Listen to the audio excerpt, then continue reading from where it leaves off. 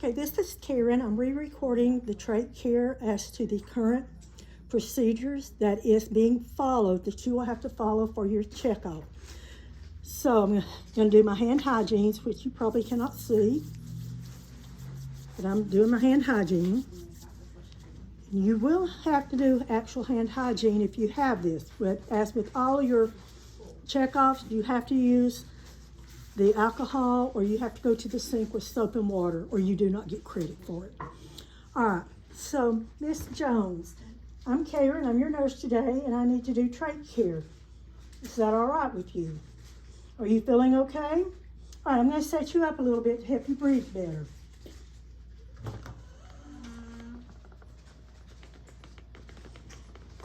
So, normally we kind of say high Fowlers, but with the mannequins, if you go high Fowlers, it's hard to get this out and to work around what you need to work around. And we realize that.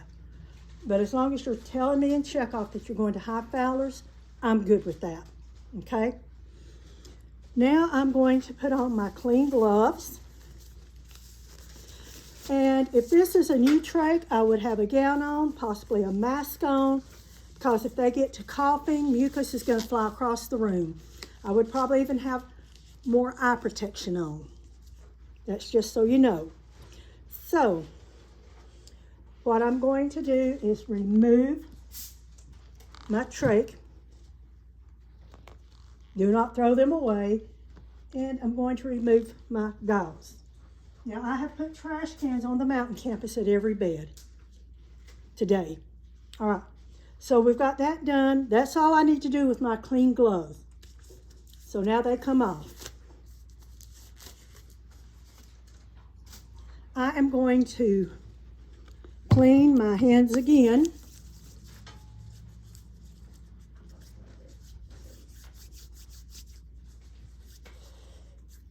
And I probably should have put this down before I took my gloves off, but I'm just going to put this across to catch any fluids that we may dribble. Okay? Okay, we're good. So, I'm going ahead and opening up my trach kit. I used my bedside table for my kit. I've already contaminated this like crazy. So I'm going to pick this one up by corners. Depending on the trach kit that is provided for you the day of your checkoff, it may have a double tray in it, it may not. Just know that. So I'm picking it up by the outside because I can't reach into it. My hands are not in my sterile kit. So I'm setting it right there for time being.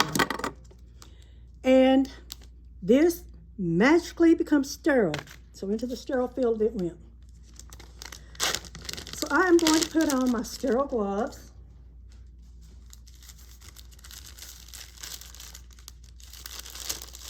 And this is not technically appropriate, but hopefully so y'all can see better. When you're using the patient as a table, be careful. I put my right hand on first because that's my dominant hand. Now I'm picking it up by the cuff that's going to be going in, touching my skin. Yes, I'm sure y'all know that.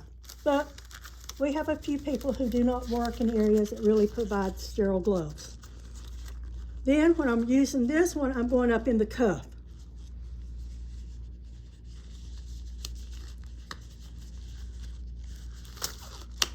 Now then, that's okay because now I can go back and fix that.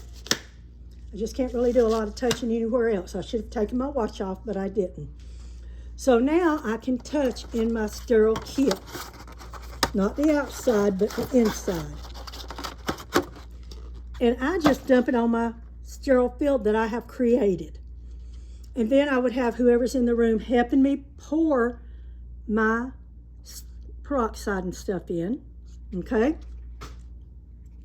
The next thing I am going to do, or not my saline, they kind of took the peroxide out. I'm taking my sterile intercannula and I am putting it right back in. Now we are wanting to be as aseptic as possible. There's no way to stay sterile. That's why they've changed the process. You are not going to use the brush. You're not going to use the pipe cleaners. These are if you're using a reusable cannula. I'm going to take a Q-tip, wet it, come up, and go up under the faceplate, and in a circular motion, come down that side. And then this would go out. I'm going to pick up my other Q-tip, wet it, come up under the faceplate on this side, and in a circular motion, clean, and come back down around it. Then it goes out. If I need more Q-tips than that, then I would have asked for some from SPD or got them out of the supply cabinet, wherever it is kept on the unit where you work, okay? So now I'm ready to work on the faceplate. So I'm going to take one of my gauze 4x4, wet it, and the same thing on the top of the faceplate, just in circles, come halfway around. I'm done, throw it out. I'm gonna get my second gauze, wet it, come back and do the same thing on the opposite side.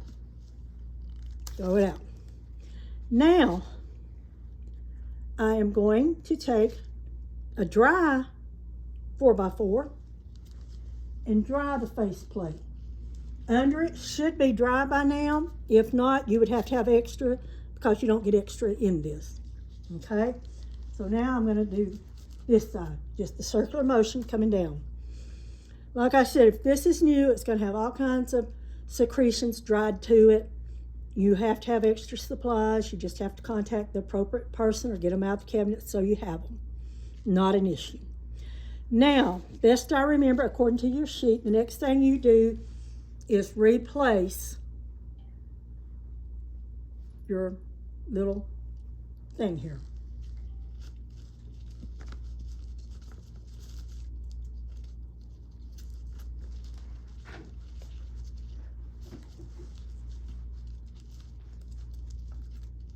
All right, so now I'm going to change my threads. And technically I should have let the bed rail down, and I did not. So either my assistant or the patient is helping hold on to the faceplate while I'm doing this as I take it out.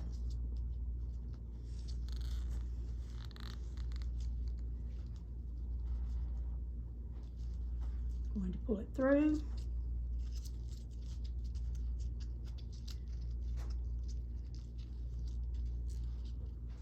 I just put one slip. If you're a good nurse, you always have your scissors with you, so if there's an emergency, you just cut it and you're done, okay? Then I'm going to slide it through. Oh, sorry, getting these jerky neck. I would go to the other side of the bed. I'm going to undo this. Somebody did a very nice slip knot there.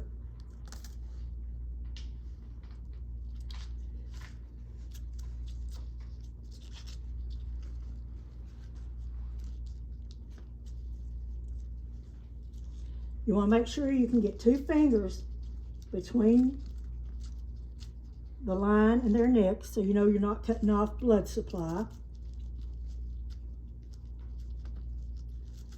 I do a slip knot there.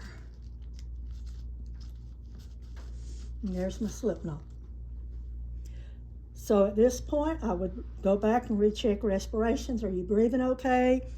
Check the pulse ox if she's complaining that she's not getting enough oxygen. Clean everything up.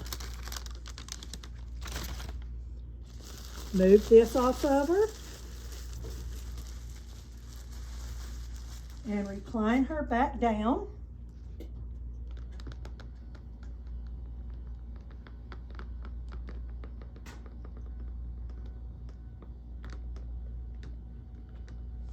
Make sure the call light is in reach.